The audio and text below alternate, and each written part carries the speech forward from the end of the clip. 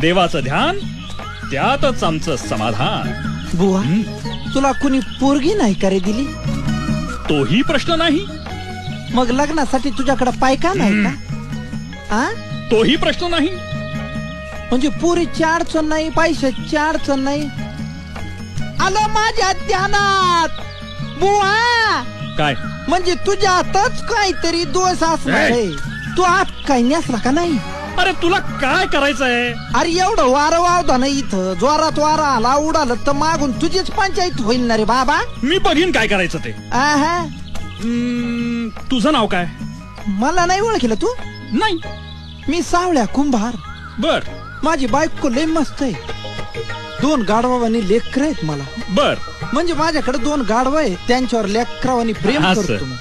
तसा प्रपंच नेट काय माझा वा, मस्त आहे. सगळं चांगलं आहे ना? हा, मग अडचण